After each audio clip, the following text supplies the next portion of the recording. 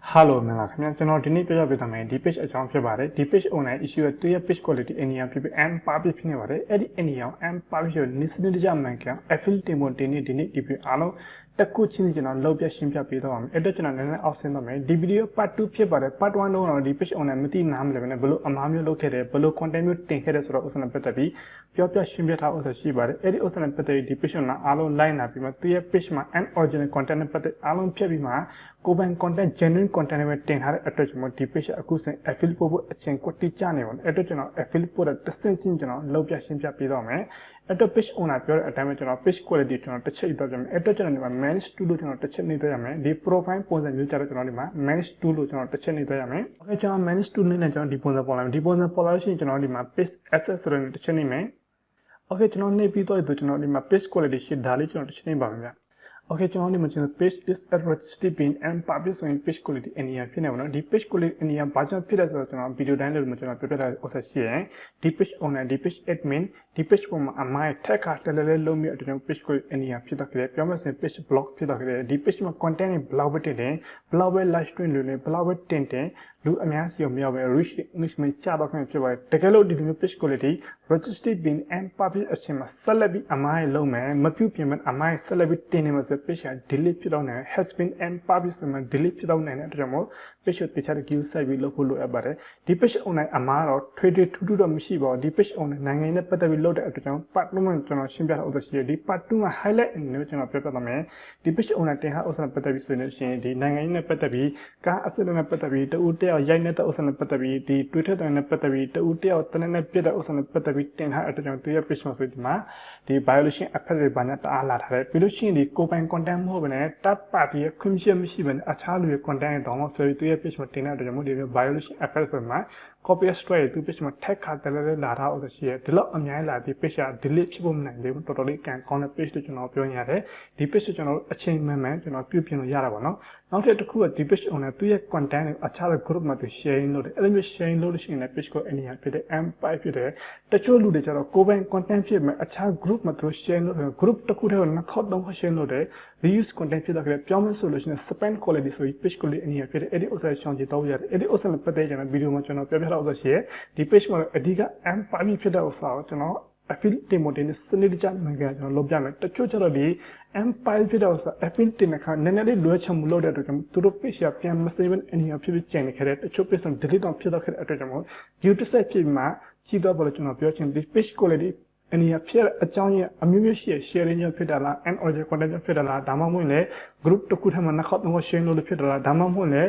group တစ်ခုထဲမှာ sharing လုပ်တဲ့အခါမှာ ဟိုဘက် admin က approve မပေးဘဲနဲ့ DN channel ခဲလို့ဒီ page quality အနေနဲ့ဖြစ်တော့ခဲ့တဲ့အဲ့ဒီဥစ္စာပတ်သက်အများကြီးရှိရမှာ reason တွေက okay ကျွန်တော်ဒီ page quality affiliate တင်ဖို့တင်နေကျွန်တော် direct တော့ပြန်မယ်ကျွန်တော်ဒီမှာ violation effect ဆိုတော့ကျွန်တော်ဒီအဓိကဒီ copyright နဲ့ပတ်သက်ကျွန်တော် affiliate တင်တော့ရပါအဲ့တော့ကျွန်တော်ဒီမှာ link တစ်ခုဖွင့်ရဥစ္စာရှိရတကယ်လို့ email လို့ link လို့အဲ့လိုရှိရင်ဒီကနေပဲတစ်ခါလေး copy ပူပြီးသွားလိုက်ပါနော်ကျွန်တော်ဆိုဒီမှာဆိုလို့ရှိရင် copyright affiliate ဆိုရှိရကျွန်တော်ဒီမှာတစ်ခုဖွင့်လိုက်ပါမယ်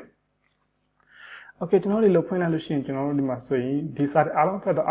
ကျွန်တော်ဒီ okay ကျွန်တော်ဒီမှာ from ကျွန်တော်တစ်ချက်နေတော့ကျွန်တော်ဖွင့်ထားပြရှိတယ်ကျွန်တော်ဒီမှာလာဆိုကျွန်တော်ဒီမှာ I understand ဆိုတဲ့နေရာကျွန်တော်တစ်ချက်နေမယ်တစ်ချက်နေပြီးကျွန်တော်ဒီမှာနာမည်တစ်ချက်ထည့်လိုက်ပါမယ်ကိုယ့်ရဲ့နာမည်ထည့်လိုက်ရတယ် patient နာမည်ထည့်လိုက်ရ patient နာမည်ထည့်ရင်ပို့ပြီးကောင်းတယ်ပြီးလို့ရှိရင်ကျွန်တော်တို့ဒီ Gmail ကျတော့ကျွန်တော်တို့ဒီလက်ရှိသုံးတဲ့ Gmail လို့ထည့်တော့ပါနော်ကျွန်တော်လက်ရှိသုံးတဲ့ Gmail ကျွန်တော်ထည့်တော့မယ်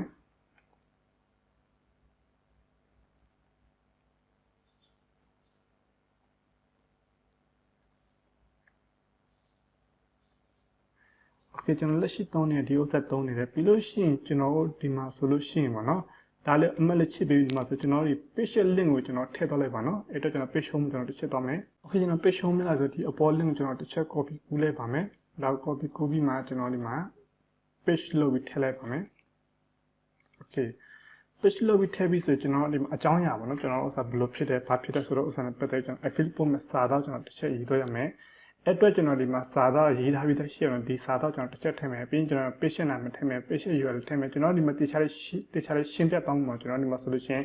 and original content တင်တဲ့အတွက်ကျွန်တော် patient ဖြစ်တော့ကျွန်တော်နားလည်ပြီးလို့ရှိရင်ကျွန်တော် and original content နဲ့ပတ်သက်ပြီး duplicate content reuse content repurpose content နဲ့ပတ်သက်အားကျွန်တော် delete လုပ်ပြီးမှကျွန်တော် own content own video own image ပဲတင်နေဆိုမှဒီ affiliate ကျွန်တော်တခြားလေးရှင်းပြတောင်းမှာအဲ့တော့ကျွန်တော်ဒီဥစ္စာကျွန်တော် copy ဆွဲလိုက်ပါမယ် copy ဆိုပြီးကျွန်တော်နာမည်အပါပါနော်ဒါကျွန်တော် affiliate ပို့ရဆိုကျွန်တော်နာမည်အပါထည့်ရမယ်ပြီးတော့လာပြီးမှ push လုပ်မယ် okay တစ်ချက်ဒီမှာကျွန်တော်ပြပေးပါမယ်ဒီမှာအားလုံးဒီပုံစံလောက်တော့အားလုံးလောက်သွားပြီဆိုရင်ကျွန်တော်ဒီရနဲ့အခုန page quality အနည်းငယ်ဖြစ်တဲ့ဥစ္စာကျွန်တော် screenshot ဆွဲပြီးဒီတက်ထည့်ပါမယ်ကျွန်တော် screenshot ဆွဲထားပြီးရှိရပါဆိုရင်တခုချင်းကျွန်တော်လုပ်ပြမယ်ဆိုရင်ဗီဒီယိုအရင်ရှည်တော့ဆိုကြည့်တဲ့လူအတွက်နည်းနည်း boring ဖြစ်တာပေါ့နော်အဲ့တော့ကျွန်တော်တော့ fast ဖြစ်အောင်နည်းနည်းကျွန်တော်လုပ်သွားပြတယ်ကျွန်တော် save လုပ်ထားတယ်အဲ့ဒီမှာပေါ့နော် okay ကျွန်တော်ဒီလိုထည့်ပြီးဆိုအားလုံးစနစ်တကျမှန်ကန်ထည့်ပြီးကျွန်တော် affiliate ပို့ရတယ်တချို့ကျဒီစာလုံးရေးတယ်ဖြစ်စလက်ကရေးတယ်ပြီးရင်ကိုယ့်ရဲ့ page URL link မှာပါနာမည်မှာပါစာလုံးအတိအကျအမားနဲ့ပြုနေပါညာရှိတယ်တကယ်လို့ဒီပုံစံအတိုင်းရေးသွားလို့ရှိရင်တော့စာလုံးအတိအကျမားလို့ရှိရင်ဒီ page team နဲ့ review မလို့ဖတ်တော့မဖတ်ဘူးအဲ့တော့ကျွန်တော်စာလုံးအတိအကျအားလုံး right ဖြစ်ဖို့အရေးကြီးကျွန်တော်ဒီပုံစံအလုံးလုပ်သွားပြီးကျွန်တော်ဒီမှာနဲ့affiliate ပို့လိုက်ပါမယ်ဒီလိုပို့လိုက်ဆို Facebook team ရဲ့ review ရောက်သွားမယ်ပြီးလို့ရှိရင် not တင်ရတော့ပို့ရမှာဒါကြောင့်ကျွန်တော်ဒီ value fit effect ကြောင့်ထိတဲ့အတွက်ကျွန်တော် Facebook team ကိုကျွန်တော်တောင်းမှန်းစားပါနော်ဘယ်လိုဖြစ်နေဘာဖြစ်နေဆိုအစပတ်ပို့လိုက်မှာ successfully ပြီးတော့ okay ဒီလိုပြီးတော့ဖြစ်တော့ကျွန်တော် not တင် affiliate ပို့မရှိအဲ့နေရာကျွန်တော် direct ယူတော့ပြမယ် okay နောက်တင်ကျွန်တော်ဒီနေ့ affiliate လုပ်ပို့မယ်ဒီနေ့ affiliate ပို့တဲ့ဒီစာအားလုံးဖတ်တော့ဘာကြောင့် empire ဖြစ်တယ် blow ဖြစ်တယ် blow ပြန်မ clear ဖြစ်အောင်လုပ်သွားရမှာဆိုတော့အစပတ်တက်ရှိရတကယ်လို့ English စာနဲ့ဖတ်ဖို့အခက်အခဲဖြစ်လို့ရှိရင် translate လုပ်ပြီးဖတ်တော့ပ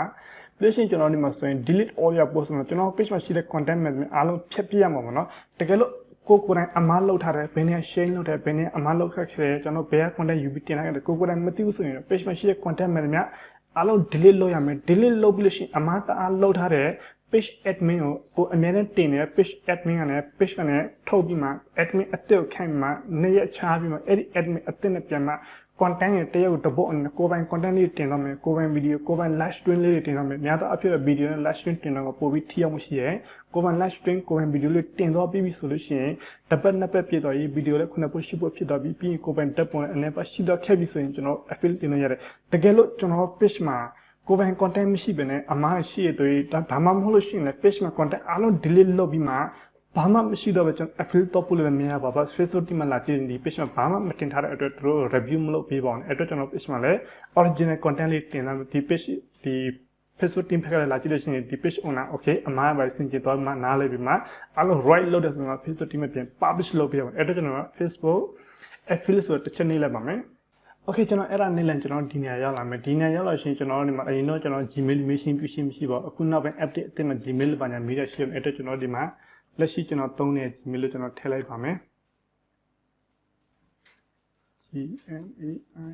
gmail.com အခုတော့ wifi တအားနေတယ်ဗျာဘာကြောင့်မသိဘူးပြီးလို့ရှိရင်ကျွန်တော်ဒီမှာ page နဲ့ပတ်သက်ဖြစ်တဲ့အတွက်ကျွန်တော် page နဲ့ပတ်သက်ပြီးတွားရပါမယ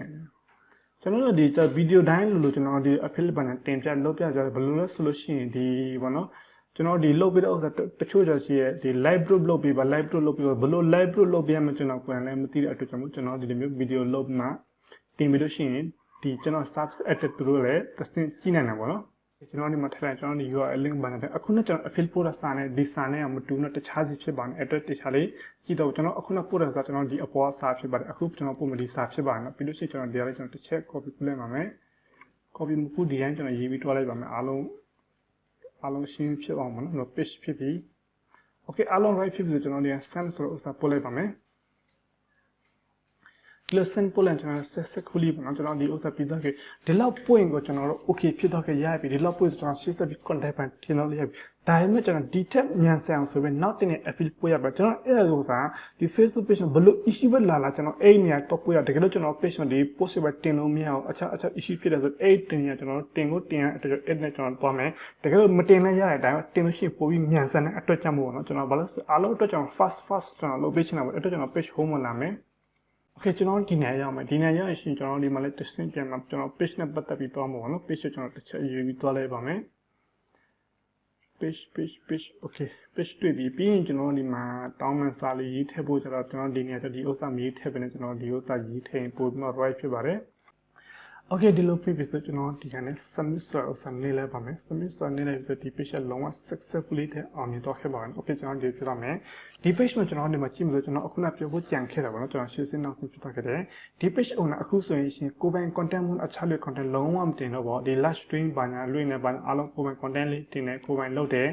တကယ်လို့ကိုကနိုင်ငံရေးဝါသနာပါတယ်နိုင်ငံရေးဥစ္စာနဲ့ပတ်သက်ပြီးလှုပ်ချင်တယ်ဆိုလို့ရှိရင်တော့ကျွန်တော်လှုပ်ရအများကြီးရှိရဲတကယ်လို့သူများပုံယူပြီးတင်တယ်ကိုကိုယ်တိုင်ကောက်ဖို့နိုင်ငံရေးလို့သူများပုံယူပြီးတင်မယ်ဆိုလို့ရှိရင်သူများတင်တာဥစ္စာတောင်းလို့ဆိုပြီးတင်မယ်ဆိုရင်တော့မှပဲကျွန်တော်ဖုန်းတစ်လုံးကောင်းကောင်းရှိရတယ်ဒါမှမဟုတ် laptop တစ်လုံးကောင်းကောင်းရှိရတယ်ဘာလို့ဆိုကျွန်တော်နည်းနည်းပါ edit လုပ်ပြီးတင်လို့ရတယ်တကယ်လို့ကအစစ်နဲ့ဖြစ်ပြီး Twitter တင်ဖြစ်တဲ့ဆိုရင်အဲ့သွေးထွက်တဲ့နေရာလောက်ကိုပဲသူကဒီ blur လုပ်ပြီးမှဒါမှမဟုတ် highlight လို့ဆိုမျိုးလုပ်ပြီးမှကျွန်တော်တင်တော့လို့ရှိရင်ရတယ်ဘာလို့ဆိုဒီ Twitter တင်ကိုကျတော့ဒီ Facebook team ဖက်ကကြည့်ရပါတော့ဒီနှလုံးယောဂရှိရလူတွေဘာညာအဲ့မျိုးဆိုတာမကြည့်တဲ့ဥစ္စာဘာညာရှိရပါဘူးအဲ့လိုဆက်ပတ်တဲ့ကျွန်တော်တင်လို့မရဘူးပြီးလို့ရှိရင်ဒီ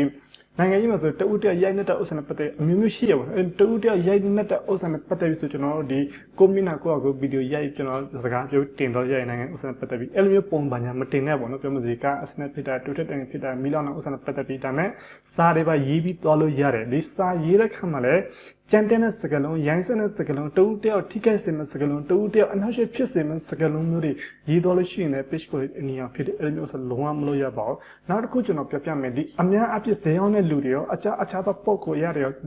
အများဆုံးလုပ်ကြတယ်သူတို့ page မှာတင်လိုက်တဲ့သူတို့ကိုယ်တိုင် create လုပ်ပြီး original video original တက်ပုံတင်လိုက်တဲ့အဲ့ဒီတက်ပုံပထမတစ်ခေါက်တင်တဲ့ original လုပ်ပြီးတင်တဲ့ခါမှာ original ဖြစ်တော့ခဲ့တယ် first owner ဖြစ်တော့ခဲ့တယ်အဲ့ဒီတက်ပုံအဲ့ဒီ video ပဲနောက်တစ်ခေါက် view ပြန်ရချင် engagement ပြန်ရချင်ဆိုတော့နောက်တစ်ခေါက်ကိုယ့်ရဲ့ page မှာပြန် page လုပ်တင်လိုက်တယ်ပထမတစ်ခေါက်တင်တော့ original ဖြစ်တယ် second time တင်တဲ့ခါမှာ unoriginal ဖြစ်ပြီးသူတို့ဆို limited original content လာတယ်နောက်ထပ်အဲ့လို page ကိုအနည်းရဆိုအဲ့တခုရှိရဲနောက်တစ်ခုအများဆုံးလို့တော့စားကို page content ကို original content ကိုတို့အခြား group မှာ sharing လုပ်တယ်တစ်ခေါက်နှစ်ခေါက် sharing လုပ်တယ်ဘာမှမဖြစ်သေးဘူးအဲ့ဒါနည်းနည်းပိုလာ collection တို့ page quality မို့အရင်ဆုံးဒီ limited of content လာတယ် limited of content လာတဲ့အချိန်မှာမပြုတ်ပြင်မှာထပ်ပြီးကျွန်တော်တို့ sharing ဘာညာလုပ်လိုက်တယ်ကျွန်တော် page အနည်းဖြစ်တော့အဲ့မလုပ်လို့မရဘူးပြီးလို့ရှိရင်ဒီ sharing လုပ်တဲ့ခါမှာလည်းနီးလန်းပေါင်းများစွာရှိရမှာတချို့ဆိုဒီ group မှာတော့ sharing လုပ်လို့ရှိရင်ဒီတချို့ဆိုဒီ group ပြတဲ့ group ရှိရတခါကျရင်ဒီ admin မရှိဘဲ direct ကျွန်တော် post တင်လို့ရတဲ့ group ရှိရအဲ့လို direct post တင်လို့ရတဲ့ group မှာတင်တာနည်းနည်းတက်တာနည်းသေးတယ်တကယ်လို့ admin ရှိတဲ့ group မှာတော့ sharing လုပ်ချင်ကျွန်တော်တွားပြီး sharing လုပ်တဲ့ဥစ္စာအဲ့ group admin ကကျွန်တော်ဒီ review လုပ်ပြီးသူတို့ page မှာပြန်မှာသူတို့ group မှာပြန် publish လုပ်တော့အဲ့လိုမျိုးကျွန်တော်ဒီ review မလုပ်ဘူးအဲ့ဒီ page owner ပြန်မှာကျွန်တော်အဲ့ဒီ group owner ပြန်မှာ banner ပြတော့ဘာညာမို့ဒါမှအဲ့ဒီ group ကလူတွေ banner ပြတော့မျိုးဆိုလို့ရှိရင်လည်းပြောလို့ဆိုမတက်ဆိုင်တဲ့ group မှာတော့ sharing မလုပ်ဘူးနဲ့အတိအကကျွန်တော်ပြောချင်တယ် accountability နဲ့ကျွန်တော် page content တွေလုံးဝ sharing မလုပ်ပါနဲ့မကောင်းတဲ့ဥစ္စာတွေပတ်သက်လုံးဝမတင်ပါနဲ့တကယ်စရောင်းနေ page ဖြစ်စေနိုင်ငံရေး page ဖြစ်စေဘာ page မဆိုတော့နော်နစ်စနစ်တကျမှန်ကန်လို့ရင်အားလုံးအဆင်ပြေတချို့ကျကျွန်တော်မေးကြတယ်သူများဥစ္စာတော့ Twitter နဲ့ပတ်သက်ပြီးတင်နေဘာမှမဖြစ်ဘူးသူတို့ page တွေလည်းခံမြင်နေတယ်ဒီ 7-11 ဘာညာဆိုရင်ဒီ new 7လာပါအဲ့ channel ကြောပြည့်ရှိမရှိဘာကြောင့်လဲကျွန်တော်မေးရတချို့ page ကဘယ်လိုရှိလဲဆိုရင်ဒီ personal page နဲ့ဒီအခြား page ရပါတော့ဒီတဲ့ channel media တခု community တခုကနေ online ကနေ approve ရထားတယ်ဆိုလို့ရှိရင်အဲ့ဒီ page ကနေတင်လို့ရှိရင်ကိစ္စမရှိဘူးပေါ့အဲ့ဒါ approve ရထားတဲ့အတွက်ကြောင့်မို့ဒီ